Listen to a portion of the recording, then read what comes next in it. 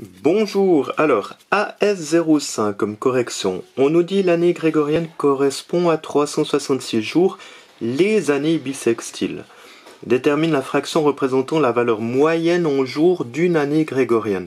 Il faut qu'on se rappelle un petit peu quand est-ce qu'on a des années bissextiles. On a des années bissextiles quand c'est des multiples. De quoi? De 4.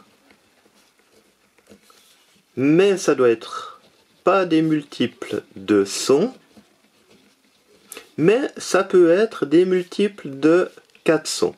D'accord? C'est un petit peu les causes, c'est-à-dire tous les multiples de 4, quand on arrive à la centaine, on oublie. Par contre, quand on arrive à la 400aine, on peut faire une année bissextile. Si vous regardez 400 et 400, si je prends le PPMC, le plus petit multiple commun de 400 et 400, c'est vite fait. On sait que c'est 400. Parce que 400, c'est 4 fois 100 et c'est 4 fois 100 aussi. D'accord? Ou 100 fois 4. D'accord? Donc ça veut dire qu'on a, avec ces années bissextiles, des cycles de 400 ans qui vont se répéter au fil du temps. Alors on va regarder, en 400 ans, combien est-ce qu'on a d'années bissextiles? Eh bien, on a des multiples de 4, on a 100 multiples de 4. Donc, ça nous fera 100 années bissextiles, mais attention, on a 4 multiples de 100. Donc, je vais devoir enlever les 4 années faussement bissextiles qui arrivent. Et puis, on a bien sûr un multiple de 400. Donc, il y aura quand même une année où ça sera bissextile malgré tout. Donc, si je fais mon calcul 100 moins 4, 96 plus 1, ça fait 97 années bissextiles.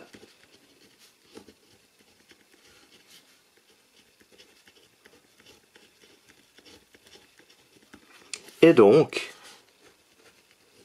ça fera 400 ans moins 97, c'est égal à 303 années, je vais mettre normales, d'accord?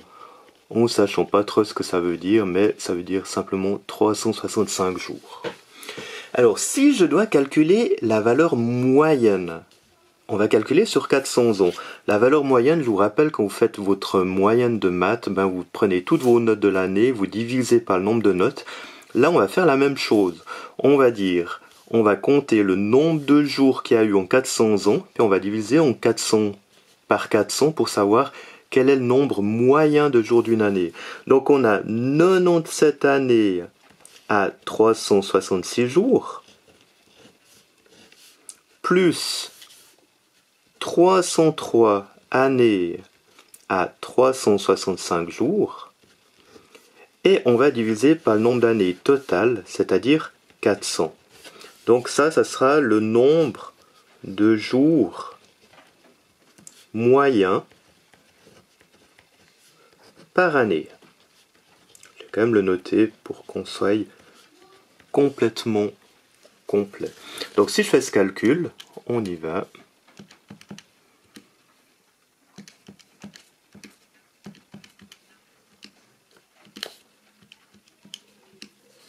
On arrive à 365,2425 jours. Ça, c'est la durée moyenne d'une année grégorienne. La deuxième question, il nous dit, ok, au bout de combien d'années observe-t-on un décalage d'un jour par rapport à l'année tropique?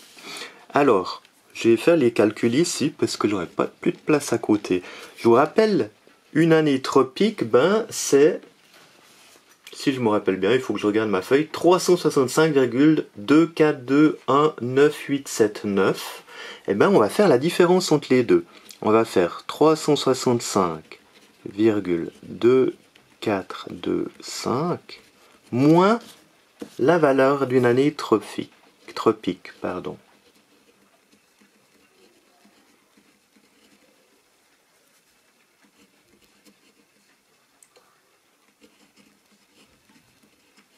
Et si je fais ce calcul, eh ben j'obtiens 0,0003012 jours. D'accord? Ça veut dire qu'en une année, si je prends le calendrier grégorien, eh ben je vais avoir un décalage de cette toute petite différence de jours. Donc si je fais un petit tableau, là je mets le nombre d'années,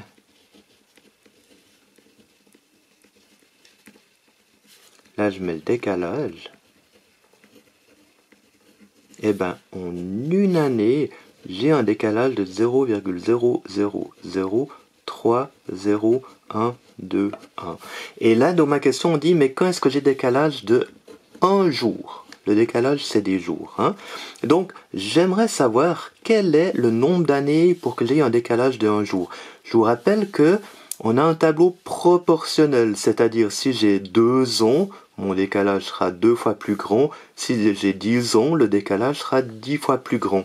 Donc, quand on a un tableau proportionnel, on peut employer la règle de 3 ou les produits croisés. Je vous rappelle, les deux valeurs que l'on a qui sont diagonales, on fait fois 1 fois 1 et on divise par celui qui reste. D'accord?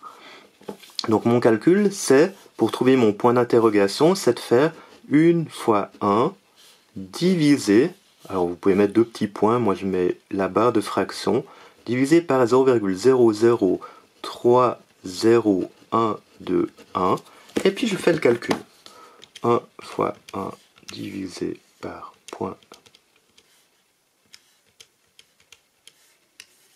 Et j'obtiens 3319,94.